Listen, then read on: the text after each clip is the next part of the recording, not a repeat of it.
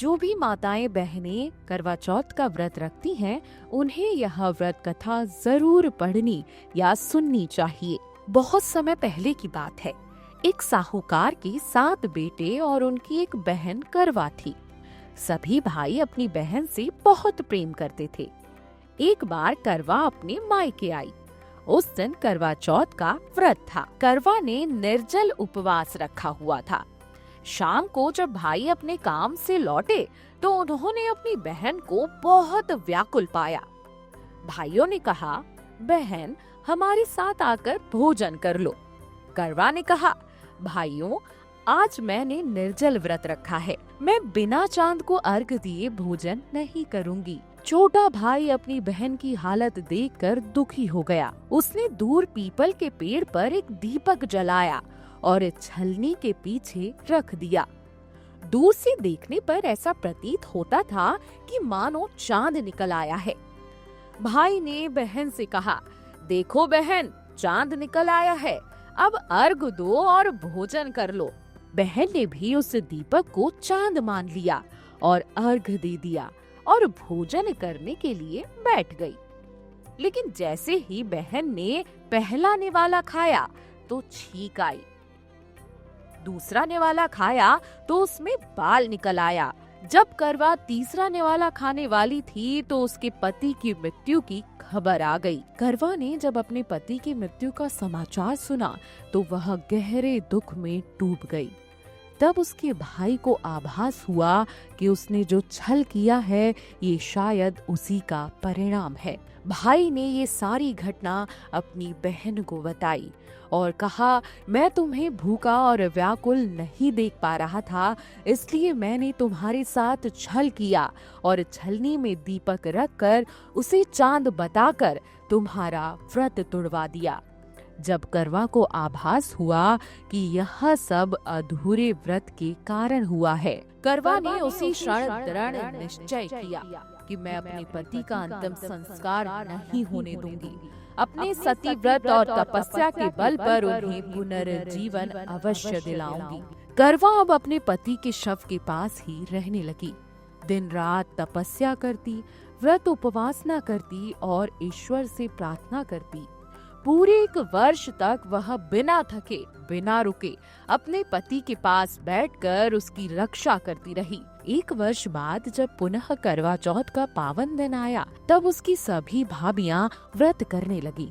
व्रत पूरा होने पर जब वे आशीर्वाद लेने करवा के पास पहुंची तो करवा ने प्रत्येक भाभी से बड़ी विनम्रता से कहा, यम सुई ले लो, पिया सुई दे दो, मुझे अपनी जैसी सुहागिन बना दो। लेकिन एक एक करके सभी भाभियां उसे टाल देती और कहती, बहन यह वरदान अगली भाभी दे सकती है, मैं नहीं। इस प्रकार 7 भाभियां आईं और करवा को टालती चली गईं। अंत में सबसे छोटी भाभी आई। करवा ने उनसे भी यही प्रार्थना की। छोटी भाभी भी टालम टोल करने लगी। तब करवा ने अडिग संकल्प के साथ उन्हें पकड़ लिया और दृढ़ स्वर में कहा, जब तक मेरे प्रति को जीवन नहीं मिलेगा मैं तुम्हें नहीं छोड़ूंगी, तुम चाहे मुझे कितना भी कष्ट क्यों न दो। छोटी भाभी ने छूटने की बहुत कोशिश की, यहाँ तक कि उसने करवा को नोचा खसोटा, पर करवा अपनी साधना और संकल्प में अडिग रही। अंततः करवा की अटूट निष्ठा और सच्चे सतीव्रत को देखकर छोटी भाभी का हृदय पसीज गया। उसने अपनी छोटी उंगली को चीरकर उसमें से अमृत की कुछ बूंदें निकाली और करवा के पति के मुख में डाल दी। जैसे ही अमृत की बूंदें उसके पति के मुख में गईं, तो वे तुरंत उठ बैठे और हर्षो उल्लास से कहने लगे, जय श्री गणेश, जय श्री गणेश, जय श्री गणेश। यह दृश्य देखकर करवा का हृदय आनंद से उमड़ पड़ा। उसकी आंखों में खुशी के आंसू बहने लगे। वह विह्वल होकर अपने पति को देखने लगी। उसका वर्ष भर का उपवास, उसका अटूट विश्वास, उसकी तपस्या और उसके सती व्रत का बल उस क्षण फलित हुआ। वह क्षण केवल उसके लिए ही नहीं बल्कि पूरे कुल के लिए मंगलकारी बन गया।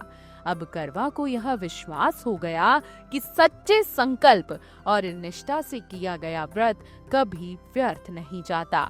उसका पति पुनः जीवन प्राप्त कर अमर सुहाग का वरदान पा गया। करवा स्वयं भी संतोष और गर्व से भर गई कि उसने अपने सतीत्व और व्रत की शक्ति से मृत्यु पर भी विजय प्राप्त की।